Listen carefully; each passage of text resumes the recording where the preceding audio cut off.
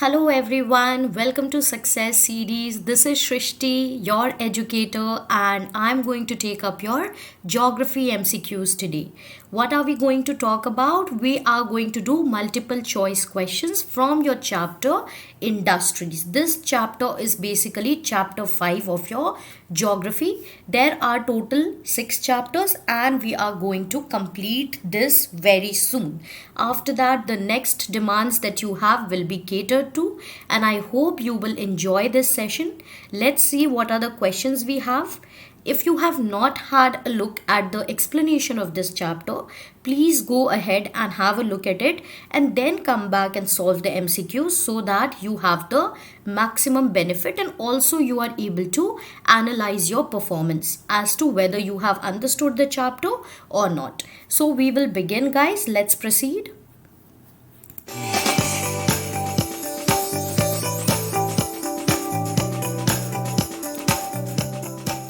Okay, so that's all about Success Series. You can like, share, and subscribe before you begin the lessons. Also, these are going to be a set of 25 multiple choice questions that we have from your chapter 5. Okay, we have tried to put all the important questions that are there here. You can use this for your practice. Also, when you are putting down the answers, please write them in the format that is always mentioned. In that way, it is easy for us to keep a track as to how you are doing and also of your answers. So this is question 1. There will be 4 options. Then you will have a 10-second time to answer that, and post that we will discuss the right answer. तो चलिए शुरू करते हैं. Question 1. Food processing is an example of dash based industry. So your options are marine, option B agro, option C mineral, option D forest. So food processing is an example of which of the following industries? Your time begins now.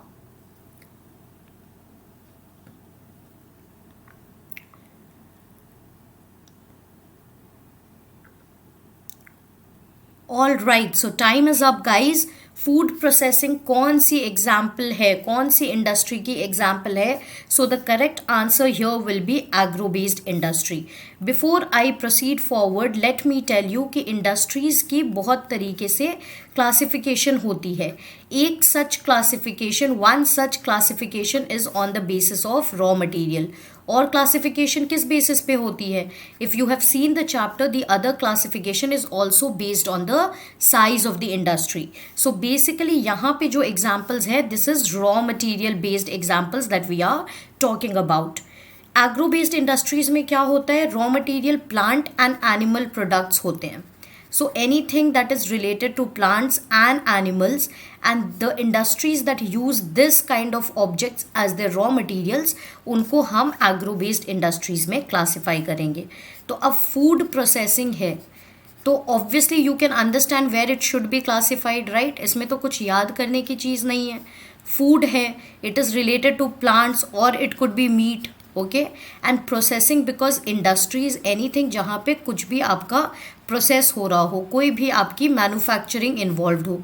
Industry कौन सी sector में आती है? Secondary sector में आती है. ठीक है, तो काफ़ी सारे इंफॉर्मेशन हमें इस क्वेश्चन से मिल गए हैं and the correct answer will be agro based industry. Okay, I will take you forward. I hope all of you have got this correct. अगर नहीं तो प्लीज़ चैप्टर को अच्छे से समझिए, उसके बाद फिर से हम लोग ये क्वेश्चंस को प्रैक्टिस कर लेंगे. Moving forward, question 2, dash is an example of forest based industry.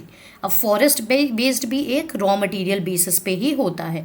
So what is an example of forest based industry? Your options are number 1 banking, number B baking cakes, number C advertising, number D pharmaceuticals. Okay, which amongst this is an example of forest based industry? Your options are, your time has begun. जल्दी से जवाब दीजिएगा. Time बस 10 seconds का है. Easy question है.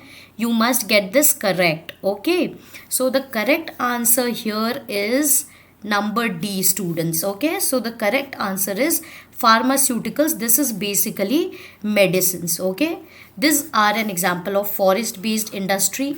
Forest provide us with timber and a lot of other products. Paper वगैरह भी हमें फॉरेस्ट एंड ट्रीज से मिल जाते हैं. Banking is basically service sector. Baking cakes is another, like cakes is again agro based, you could say. Advertising is also your tertiary sector, which is service sector.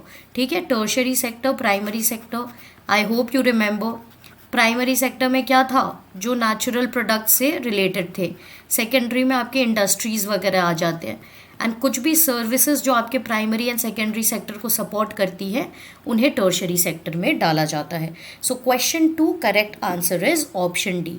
All of you who have got it correct, very good students. Okay, you have been following the lessons properly and you are prepared for this chapter. चलिए competition में आगे बढ़ते हैं. Question 3, seafood industry is an example of dash based industries. तो सारे आपके classification of industries पे questions आए हैं अभी तक. सो सी फूड इंडस्ट्री किस में आप क्लासीफाई कर सकते हो? Options are agro based industries, mining based industry, marine based industry और forest based industry. Your time begins now. Quickly write down the answer. Please write it in the format 1A, 2B, 3B, whatever it is. Okay.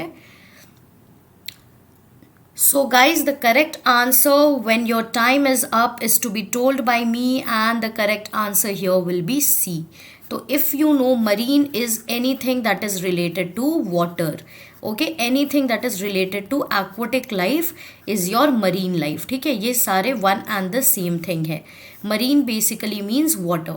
सो अब marine में क्या आ जाएगा आपका? Obviously sea food आ जाएगी, because it will definitely not be a part of agro. Because आप कह सकते हो कि मैम एनिमल प्लांट्स थोड़ा सा उससे रिलेटेड लग रहा है, but again if marine is there, so marine automatically means water. Okay, and anything that you're getting from the sea will be related to water, so this will form a part of your marine industry. Forest definitely नहीं होगा और mining definitely नहीं होगी. Mining we have studied all about it when we did the chapter minerals and other resources. Okay, so seafood industry will be classified under marine industry. The reason आपको समझ आ गया होगा. ठीक है, पानी से रिलेटेड है, सी से रिलेटेड है, सो मरीन का मतलब ही वाटर होता है, and that is why this will be a marine based industry. Taking you forward, question 4, industry owned by one individual. Anybody, okay, all you students who keep writing to me that we are liking the lectures, this that, just imagine yourself as the owner of one industry. ठीक है, आप एक ही soul owner हो उस industry के. तो what will that industry be classified as? Private sector industry, joint sector industry, cooperative industry and public sector industry. Time begins now. More than answering this question right, मुझे ये जानना है whether you guys know the meaning of all these types of industry. Okay, so here with the time being up, what will be the correct answer? कितने लोगों ने सही जवाब दिया है? Industry owned by one individual is private sector industry. जब भी मैंने आपको प्राइवेट सेक्टर की पढ़ाई है, तो I have told you private means something that is very personal. Okay, it can be understood in this manner. आपका घर है, that is a private home. क्या मैं वहाँ आके रह सकती हूँ without your permission? No, right. But if there is a hospital, if there is a community और a government hospital, can I stop you from going there? No, right. You can definitely go there. So private industries are those जहाँ पे कुछ individuals उसे own कर रहे हों. ठीक है, सो यहाँ पे करेक्ट आंसर हमारा हो जाएगा प्राइवेट सेक्टर इंडस्ट्री. यहाँ पे एक और चीज़ बताना चाहूँगी. When I told you industries can be classified on the basis of various things. एक था रॉ मटेरियल, दूसरा मैंने क्या बताया था? साइज. ठीक है, और तीसरा यहाँ से आपको क्या दिख रहा है? किसके बेसिस पे क्लासिफिकेशन हो रही है? ओनरशिप के बेसिस पे, कि कौन उस इंडस्ट्री को ओन कर रहे हैं. Who is the owner, who is the entrepreneur, who is the leader. उसके बेसिस पे भी आप क्लासिफाई कर सकते हो. जॉइंट सेक्टर क्या होती है, कोऑपरेटिव क्या होती है, पब्लिक सेक्टर क्या होती है. जैसे जैसे हम आगे जाएंगे, क्वेश्चंस आएंगे, वहाँ पे आई विल एक्सप्लेन यू. ठीक है, जब कोई इंडिविजुअल जैसे कि आप या मैं या आपके फादर और for that matter your family, they are owning one industry, तो that is private sector industry. Okay, question 5, dash is an example of a cooperative industry. Please focus on this word cooperative. अगर आपको ये समझ आ जाएगा तो you will be able to relate. Okay, your options are steel authority of India limited, Hindustan aeronautical limited, Sudha dairy and Indian army. Time begins now. Please give me the correct answer. Example of cooperative industry क्या हो सकता है इन सब में से? It is a simple question and the correct answer here is option C. देखिए, cooperative industry is basically owned by a group of individuals. ठीक है, और ये cooperation basis पे establish की जाती है, not only for profit motive, also for public benefit. ठीक है, जैसे कि अमूल हो गया आपका.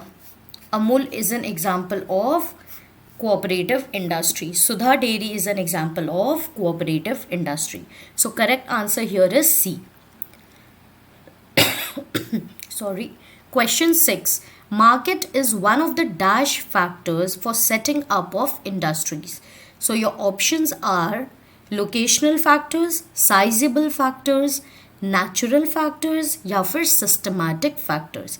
मार्केट कौन सा ऐसा फैक्टर है जिसके बेसिस पे इंडस्ट्री सेटअप होती है?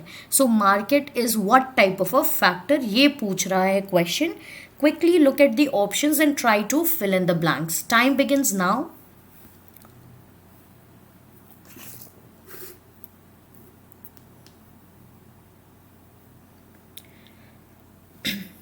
Alright guys, so the correct answer here, very easy and undoubtedly it is locational factor.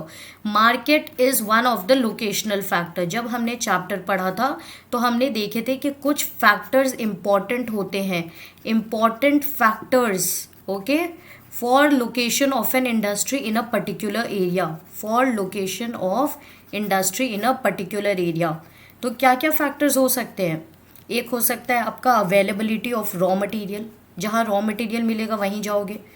Power supply है ना, इलेक्ट्रिसिटी होनी चाहिए, वाटर सप्लाई होना चाहिए, ट्रांसपोर्ट फैसिलिटीज़ डेवलप्ड होनी चाहिए, तभी आप इंपोर्ट एक्सपोर्ट कर पाओगे. तो based on this reasons and this factors you will be able to set up an industry in a given area.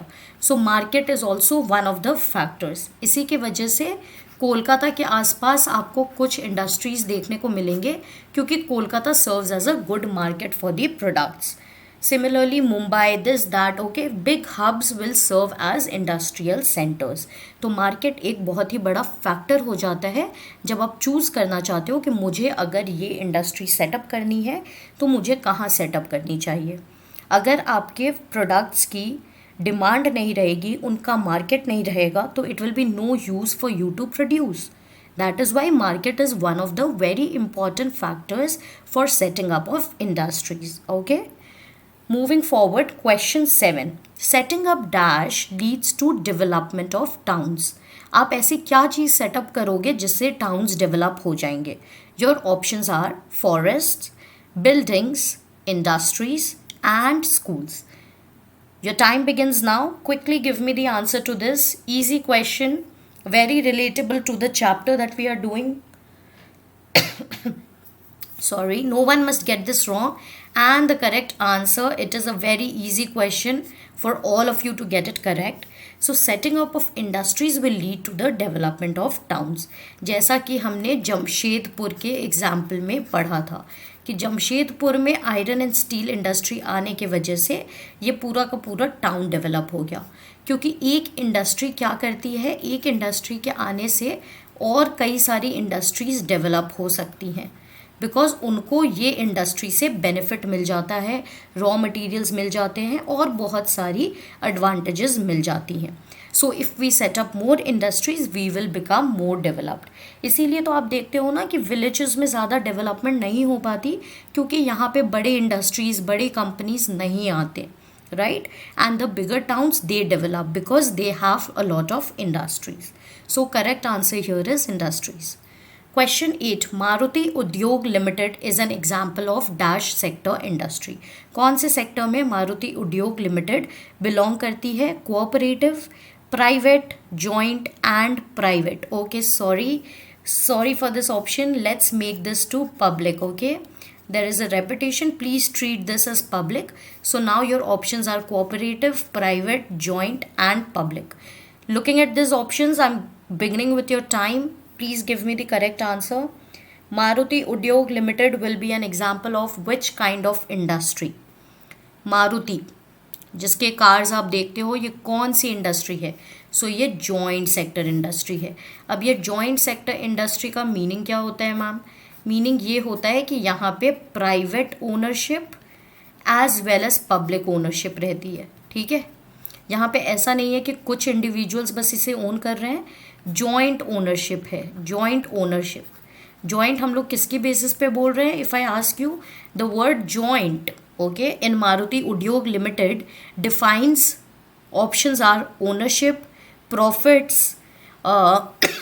sorry, any other thing, then the correct answer will be ownership.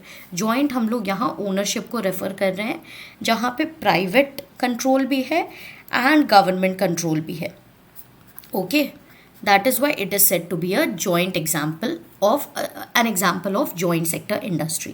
ये कहाँ किया जाता है? जो बहुत बड़ी companies होती हैं या फिर ऐसे इंडस्ट्रीज़ होते हैं जहाँ पे सिर्फ प्राइवेट प्लेयर्स नहीं इन्वेस्ट करना चाहते हो या फिर इनफ कैपिटल नहीं हो इन्वेस्ट करने के लिए, तो गवर्नमेंट भी साथ आकर के वो लोग इस चीज़ को बढ़ावा देती हैं. सो the correct answer here is joint sector industry. Coming to question 9, dash has been called the backbone of industry. कौन सी इंडस्ट्री को बैकबोन कहा गया है? जो भी बच्चों ने मेरा क्लास 8th वाला चैप्टर 5 का वीडियो देखा होगा एक्सप्लेनेशन का, उनके लिए ये सारे सवाल बहुत ईजिली बन रहे होंगे, right? So all the students who have been connected with success CDs, they will not face any problem in doing this questions. You, for example, if you are a new child, you can have a look at the explanation video and then do these questions. Dash has been called the backbone of industry. Options are diamond, iron, steel and petroleum. Time begins now. Please don't get confused. थोड़े से options close हैं, एक दो options. Don't get confused. बताया था मैंने आपको backbone of industry. सो यहाँ पे करेक्ट आंसर होगा steel industry. Okay, steel is the backbone. Backbone हम लोग क्यों कहते हैं? इसलिए कहते हैं because it serves as very useful, okay, for the other industries. Useful for other industries. मैंने आपको बताया था बैकबोन किस चीज़ को कहते हैं. Teachers are the backbone of a student. अच्छे टीचर्स होंगे, अच्छी परफॉर्मेंस होगी, right? School is the backbone for teachers. If school will provide you enough facilities, then the teachers will be able to use it. Schools are the backbone for a student. Okay, health sector is the backbone for a nation. क्योंकि अगर citizens healthy रहेंगे तो वो लोग अच्छा काम कर पाएंगे.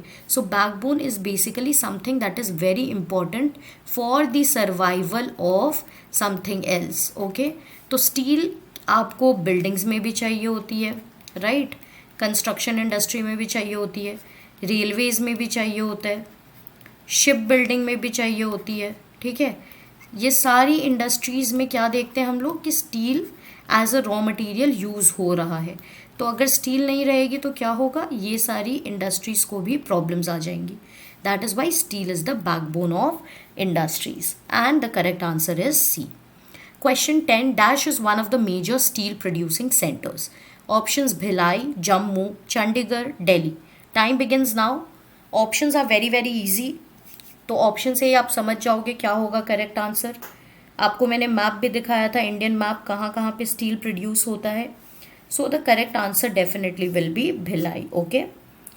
Question 11, Jamshedpur lies on the banks of Dash river. Jamshedpur lies on the banks of which river? Suvarnarekha, Ganga, Jhelum, Mahi. ये सारे रिवर्स के नेम हैं. जमशेदपुर कौन से रिवर के बैंक पे लोकेटेड है? यहाँ पे banks does not mean SBI, ICICI, HDFC. Okay, banks basically river banks को बोला जाता है. Options and time has begun. Tell me the correct answer. आप लोग फॉलो कर पा रहे हो कि नहीं कर पा रहे हो? कुछ भी डाउट्स है प्लीज़ पूछ लीजिए. ठीक है, करेक्ट आंसर यहाँ पे है सुवर्णरेखा. तो इसमें कुछ भी समझने को नहीं है, ये याद करने की है. Jamshedpur is a city in, where is it? Where is it located? Do you know of Bokaro? Do you know और do you not know? So Jamshedpur is a place in Jharkhand. Okay, the state is Jharkhand. And कौन से river पे है? 2 reverse पे है। अभी मैं नाम नहीं बताऊंगी क्योंकि आगे भी एक क्वेश्चन है। तो Suvarnarekha is the correct answer. And Ganga आपके नॉर्थ साइड में आपको बिहार रीजन में देखने को मिलती है। Jhelum is basically Punjab side, okay. And Mahi is again some other tributary which you will see on the western side of India. So here the correct answer is Subarnarekha. Moving towards question 12. What is a steel city in the USA? Name one steel city in the USA. New York, Detroit, Pittsburgh and Ohio. Time begins now. बहुत ही details में आपके chapter में दिया हुआ है, हमने discuss भी किया था. So it is an easy name, you should be able to guess it. The correct answer will be Pittsburgh, okay. Pittsburgh भी लोकेशन वाइज बहुत ज़्यादा डेवलप किया क्योंकि इसकी लोकेशन सूटेबल थी, इसीलिए यहाँ पे स्टील सिटी डेवलप हो गई. इसके आसपास ग्रेट लेक्स है जिसके बारे में मैंने आपको पढ़ाया था. Which lake is the largest amongst the 5 Great Lakes? 5 Great Lakes है, ठीक है. Superior is the correct answer, ये लार्जेस्ट है. इसके अलावा और भी लेक्स है जैसे कि Erie, okay. And there are other 3 lakes also, Ontario and this kind of Great Lakes. तो यहाँ से वाटर मिल जाता है, आसपास से इन्हें कोल वगैरह मिल जाते हैं और भी रॉ मटेरियल्स की सप्लाई मिल जाती है. So that is why Pittsburgh has developed as a steel city in the USA. यहाँ पे करेक्ट आंसर क्या होगा बच्चों? पिट्सबर्ग होगा. Moving to question 13. भद्रवती एक जगह का नाम है, ये एक बहुत ही इंपॉर्टेंट स्टील सेंटर है. ये कौन से स्टेट में लोकेटेड है ये आपको बताना है. Options are Jharkhand, Karnataka, Bihar, Orissa. Time begins now.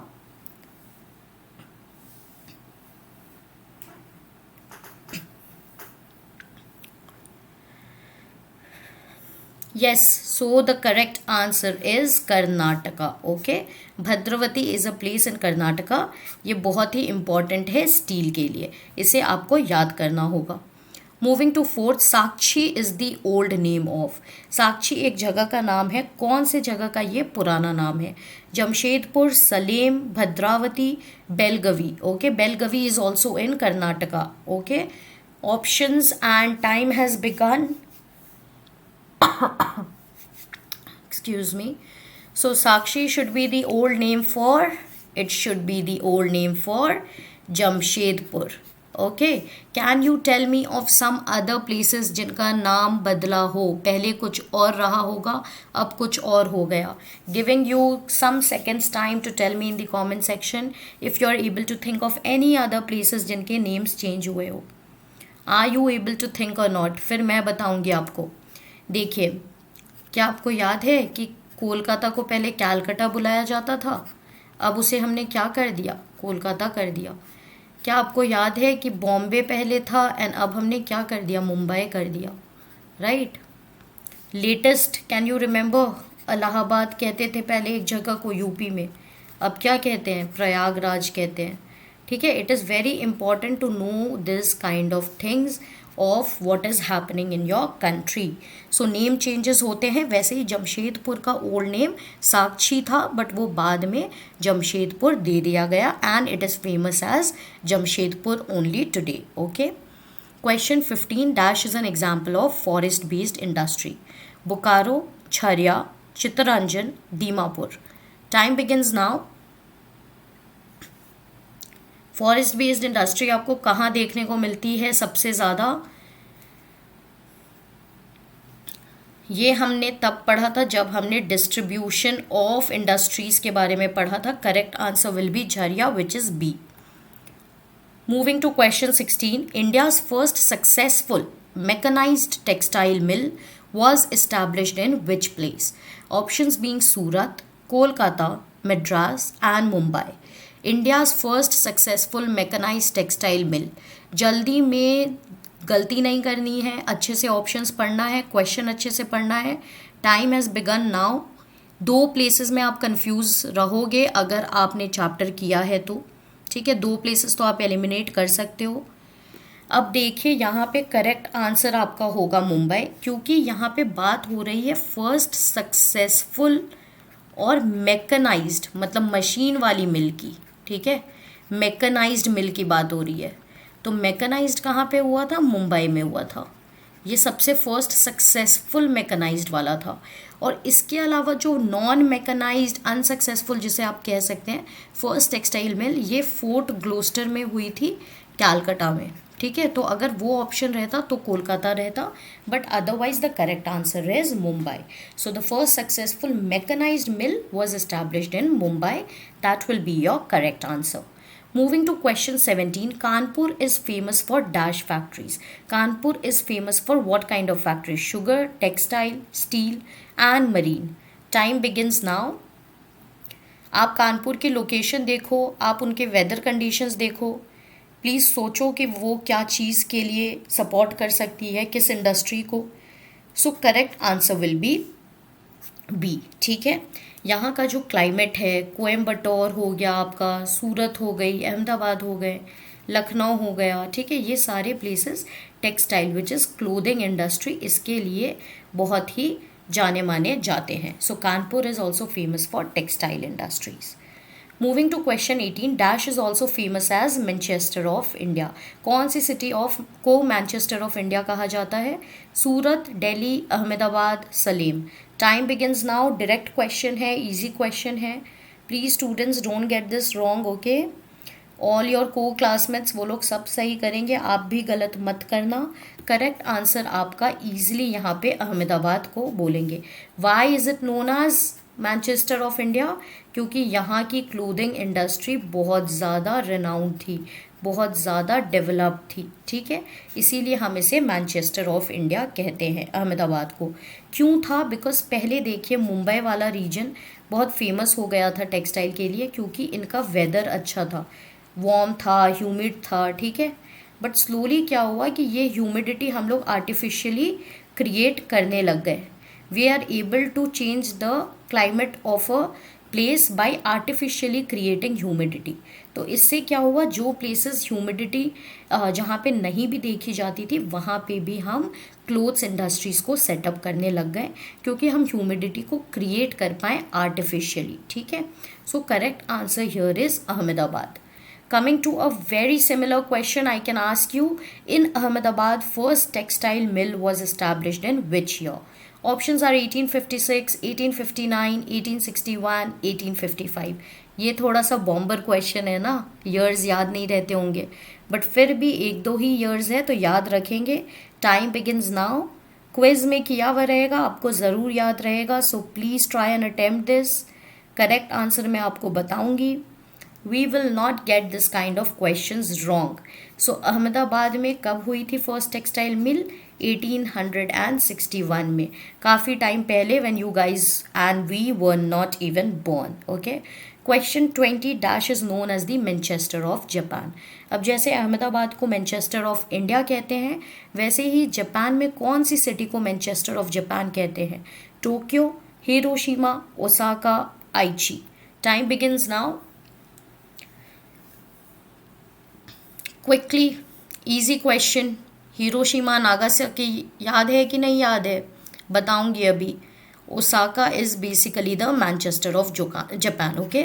So Osaka एक वैसी प्लेस है जो बहुत सारी चीज़ों को इम्पोर्ट करती है अदर सिटीज़ से, बट इनकी टेक्सटाइल प्रोडक्शन बहुत ही अमेजिंग है, बहुत ही ऑसम है, इसीलिए इसे मैनचेस्टर ऑफ जापान कहा जाता है। हिरोशिमा और नागासाकी क्यों फेमस है बच्चों? Tell me students, why are Hiroshima and Nagasaki famous? Have you heard of both these places? This is SAKI, okay? Hiroshima and Nagasaki.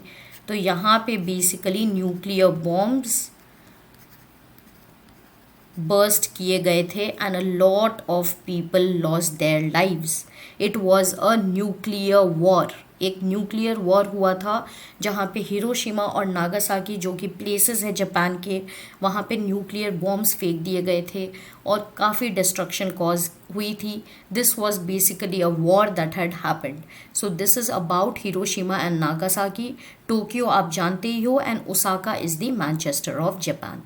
Coming to question 21, manufacturing of fish oil is an example of dash based industry. Agro industry, marine industry, forest industry, mineral industry.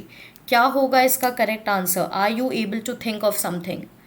So I will begin with your time. Your time has begun. Please tell me the correct answer to this. जल्दी से बताइए. Manufacturing of fish oil is an example of what kind of an industry? Are you able to get this correct? सोचिए, एक बार options को देखिए, फिर बताइए मुझे. What should it be? बताया था, एक्सप्लेन किया था. So the correct answer will be option B. Fish की बात हो रही है जो कि एक मरीन प्रोडक्ट है, right? So the answer should be a marine based industry, right? Because it is related to water. Fish is related to water. So the correct answer will be B.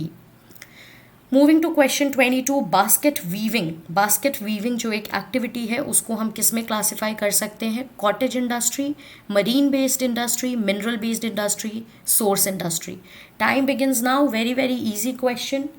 Easy question along with the answer. आपको reasons पता होने चाहिए ताकि घुमा फिरा के भी question आए तो हम लोग उसे सही करेंगे. इसके लिए हमें चैप्टर पढ़ना बहुत ज़रूरी होता है, सिर्फ एमसीक्यूज करने से नहीं होगा.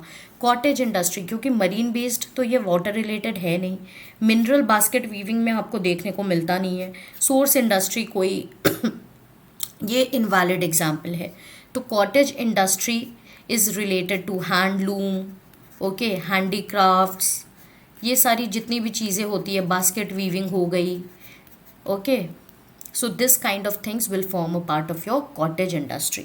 चैप्टर्स को पढ़िए ताकि पूरा पूरा आपको कंसेप्ट क्लियर हो, उसके बाद ही क्वेश्चंस अटेम्प्ट कीजिए. सिल्क मैन्युफैक्चरिंग किसके अंडर फॉल करेगी? Large scale industry, small scale industry, marine industry, mineral industry. Time begins now. along with the answer that is the option. Reason भी मालूम होना चाहिए, अभी फिर बताया था. करेक्ट आंसर यहाँ पे क्या होगा? करेक्ट आंसर आपका होगा बी, स्मॉल स्केल इंडस्ट्री. तो सिल्क मैन्युफैक्चरिंग को स्मॉल स्केल इंडस्ट्री में क्यों क्लासीफाई किया जाता है? Do you all know what is the meaning of small scale industry? कौन सी होती है स्मॉल स्केल इंडस्ट्रीज़? जहाँ पे कम लेबर हो, लेस कैपिटल हो, ठीक है, ज़्यादा रुपए नहीं होते हैं, टेक्नोलॉजी ओल्ड होती है, ठीक है, प्रोडक्शन क्या होता है, हाई या लो?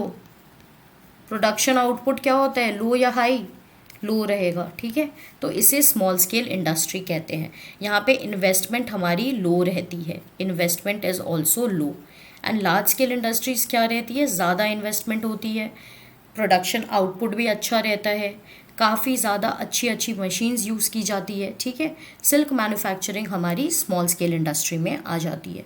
Question 24, Kharkai river flows through the still city of Jamshedpur, Bhilai, Chittorgarh, Bokaro. Time has begin. Kharkai river कौन से स्टील सिटी के थ्रू पास करती है? Who has given me the correct answer? Pat your backs, okay? The correct answer is Jamshedpur. Jamshedpur lies on the banks of two rivers. One is Subarnarekha and the other is Kharkai, okay? So 2 river के banks पे जमशेदपुर, जो कि पहले किस नाम से जाना जाता था? साक्षी के नाम से. कौन सी चीज़ के लिए फेमस है? ये स्टील के लिए फेमस है, ठीक है. यहीं से इसे बहुत ज़्यादा, टाटा स्टील जो आप सुनते हो, Tata institute of social sciences सुनते हो, टाटा जमशेदपुर में एक प्लेस है, एक पूरा का पूरा प्लेस है इस चीज़ के after named, okay. So Tata steel is basically TISCO जिसे हम कहते हैं, वहाँ से जमशेदपुर बहुत फेमस होते गया.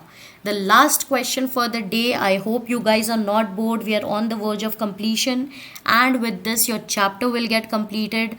आपने कई सारे questions भी practice कर लिए होगे, तो अब तो आप masters बन जाओगे इस chapter के and in fact geography के. So the last question on that note is the textile industry of Osaka imports dash from other countries. तो हमने अभी पढ़ा था कि Osaka is the Manchester of Japan. तो ये कौन सी ऐसी चीज़ इंपोर्ट करता है अन्य देशों से? Cotton, rice, metal and iron. Time begins now. Last question है, सबको सही जवाब देना है. Nobody is getting it wrong, okay. All of you are suppose to give me the correct answer to this. So the correct answer very surprisingly is cotton. अरे ma'am, आपने तो बोला टेक्सटाइल इंडस्ट्री है, Manchester है ये तो Japan का.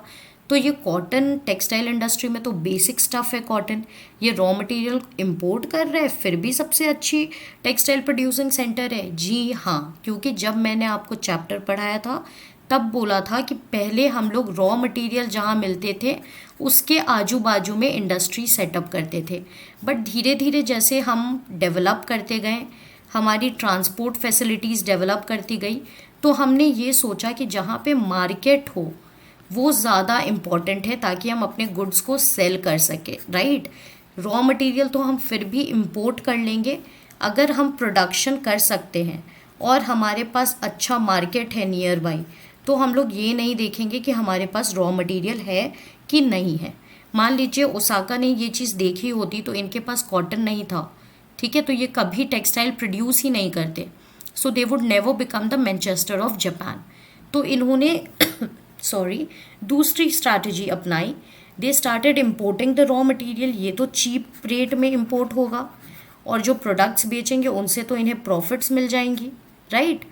So that is why they started making the products and they came to be known as Manchester of Japan. So the correct option is cotton. With this, we have come to the end. Thank you so much. This is your lovely Success Series Education. Please follow us on Facebook, Twitter, YouTube so that you can keep receiving all our updates. Don't forget to hit the bell icon so that जब भी कोई new lesson आए, you are notified about the same. It has been a very happy experience connecting with all you children. Wishing you all the very best and will come again with the next set of lessons. Till then, bye bye and take care.